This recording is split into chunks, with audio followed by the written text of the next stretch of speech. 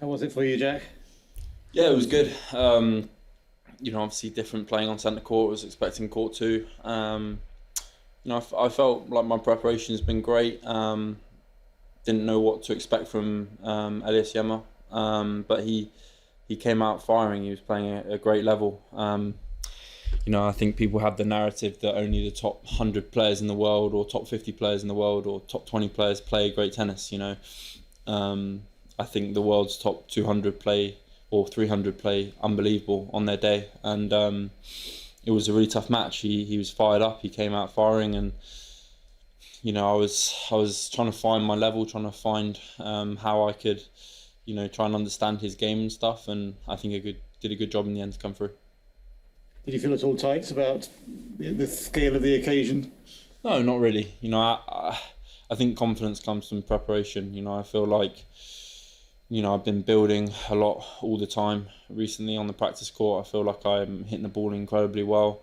There was certain times in the match today where I think because we don't often play on big courts and haven't experienced centre too much. It's a different feel. It's not like the practice courts at Orangi.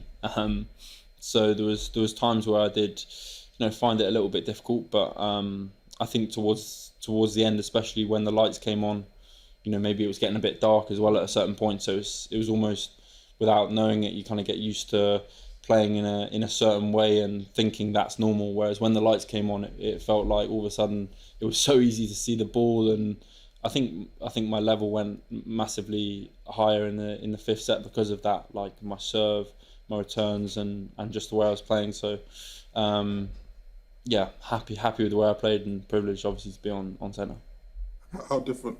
Sorry. How different does it feel, like coming here as a seed and more of a top player compared to your previous times here when you were still coming up and trying to find your way? Yeah, I mean, I've obviously only been here a few times. Made the final of the juniors. Played obviously against Djokovic. I was here for like a day then, so very quick. And then made second round the time before, but. It was funny, like when I arrived, I went to the changing rooms, there's two changing rooms, I went to the changing rooms upstairs, got all my locker, all my stuff, got everything I needed, got everything sorted. That's what you sort of do as a player, you get your locker and you're happy with it. And then the guy said, oh no, you're in the wrong locker room, you've got to go downstairs because you're seated now. And I was like, okay. So no, it was a great feeling to obviously come here seated, and just feeling like I belong a little bit more with the top players in the world. That's exactly where I want to be, and I haven't really thought too much of it. I just been cracking on. How would you describe your relationship with Cameron? Yeah, I mean, I think we have huge respect for each other. For one, we've practiced together so many times, been a part of Davis Cup together. I wouldn't say we're extremely close, but we definitely support each other. We definitely have a great relationship, and yeah, I think it's going to be an interesting matchup against him because we both know each other's games. We know each other personally, so it's definitely going to be a tough match, and I think it's going to bring out a really good level because, like I said, we know each other so well. Andy, did you? Is there an extra rivalry now between the pair of you, now British number 1 and 2? I mean, I haven't really thought about it too much, but obviously, he won't like the fact that I'm British number 1 now. I'm a lot younger. Obviously you got Dan and Cam. Obviously Andy might be stopping soon, but Dan and Cam definitely probably won't like seeing me, being British number 1, and I think that creates a really healthy rivalry and environment. Like I said, I think we all have great respect for each other, and we all want to see each other succeed and do well, and it's nice to practice with them when I can, but for sure, we're all competitors, we're all individuals, and we want to win, we want to do the best we can. So I think it's going to be a really competitive match on Thursday, and there won't be any love lost for sure. Sounds like a thriller Thursday because you've got you and Cam, Katie and Harrop, Andy Murray's last ever match at Wimbledon, Jacob Fernley against Djokovic. We just talk about that. It's going to be quite a general lecture aside. It's going to be quite an interesting day, isn't it? Yeah, it will be. it'll be interesting to see what courts we're all on. I think, you know, it's obviously tough for Andy to pull out today, but that would be great that he's playing doubles with Jamie. Obviously, me and Cam's match, that would be a good match to watch. I think Jacob playing Djokovic. I think, you know, there's a few guys who have gone to university that I spent lots of time with when I was younger, who were, you know, top players in the under 12, under 14, and they just probably weren't ready to go pro. You know, Jacob Fernley's one of those who's, you know, you look at his results, he hasn't lost many matches on the 25s and the challenges, and I think he'll be someone who rises up very quickly in the rankings. So I think it'll be interesting to see how he gets on against Djokovic. I think he's an amazing player, and he's a good guy too. And obviously Katie, you know, playing incredible tennis. She backed up her title at Nottingham, won today. So I think it'll be a great day for sure.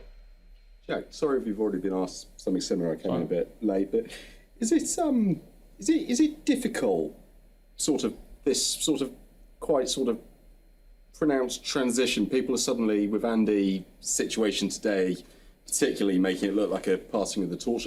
Is it difficult? Everyone's suddenly looking to you, kind of, you know, you're the British number one. You filled that void. That's a pretty big space to actually fill. 100%. I mean, someone just asked me about it. You know, like, I think it's going to be tough to emulate what Andy's achieved. You know, it's obviously unbelievable. He's won here a couple of times. He's been part of that Big Four era who are just winning constantly. And you know, I haven't thought about that too much. You know, my goal is to keep on doing the right things, keep on doing what I'm doing. I'm improving fast. I'm gaining confidence all the time, and you can't think about that too much, because otherwise it will just drag you down. You got to think of what's important, you know, and that's to wake up every day and try and get better. And you know, I do believe if I do all the right things, if I try and, you know, stay mentally solid and physically keep on getting better, like I think that showed today. You know, I've put in a lot of work to get to the point where, you know, 5 sets is absolutely fine. You know, if I just keep on improving, keep on doing my best, then I don't see why I can't be a great player like Andy has been. Do you take any interest in politics? No. So you won't be watching any of the news leading up to Thursday's election? No. I mean, it's a crazy busy time for us tennis players. There's not much TV watching. There's not much time to sort of be thinking about that. But obviously it's really important. So we'll see. Has there ever been a time in your career when you weren't like laser focused on yourself, when maybe you were looking at other people and comparing yourself to them? Yeah, definitely. I mean, I think it's a really tough transition. You know, when you're younger, you come out of the juniors, you don't really know what to expect out of the men's game, and then all of a sudden you're going to the futures and the challenges, and in the middle of nowhere, and you're kind of confused. You're thinking, oh, this isn't what I signed up for, and you sort of realise how tough it is. And yeah, at that point, my head was all over the place. Like, for years, I was trying to understand things. I was trying to work on how I could sort of just get better, but it was really mentally difficult, especially being sort of my personality as well. Like, I wanted success, but I wasn't, you know, I maybe wasn't sure how hard I wanted to work for it. But obviously, after the experiences I had with certain injuries and certain, you know, times where, you know, I was told by people how good I could be, but then wasn't fulfilling it, and all these sorts of things, you know, I had to look at myself certain times and really try and understand how I could change, you know, because I think, especially in this sport, it's tough because you have to be so mature so young, and if you're not, then you're going to struggle.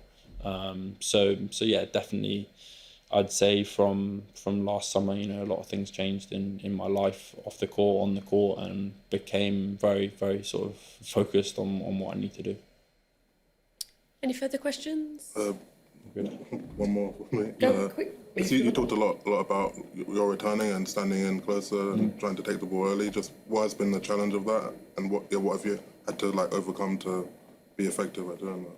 Yeah, I mean, especially when Wayne came on board, you know, that's one area that you know, I had to really work on at the start when I came on tour. You know, guys weren't really, they were going to my forehand return, and I felt like a lot of times at the start of the year and the end of last year, you know, they're just sliding me wide, and I'm hitting my backhand, I'm hitting it well, but guys have good enough forehands just to open out the court, and also I'm running a hell of a lot more. You know, it's, if you're standing way behind the baseline, it's tough to come up, it's tough to be aggressive.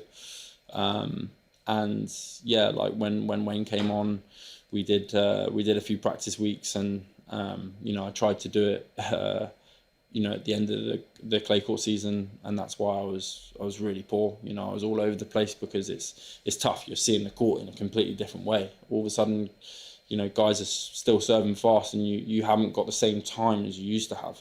So you have to be almost quicker with your actions. So I had to practice it all the time and get it wrong so many times. And I think, you know, I'm really proud of the way that's transitioned pretty quickly. I feel like, you know, I'm returning well, and I feel really comfortable up the court, and it's helping me to shorten the points as well. So, you know, I think hopefully improvements that everyone can see. Did you have to change much in terms of like shortening your swing, or? Yeah. I mean, of course, you can't take as big a swings. Like if I think Elias was serving big second serves today, you know, serving 100 miles an hour on the second serve, and you have to be really quick. Andy's someone, especially, you know, who stands up the court on the return and so compact with his swings. You know, if you're standing back, you can sort of have a big swing at it. Whereas, you know, not only is the court different because you're standing closer, but you have to shorten your swings. You have to try and almost use all the pace off the serve instead of creating your own pace. So it was definitely a big transition, that one.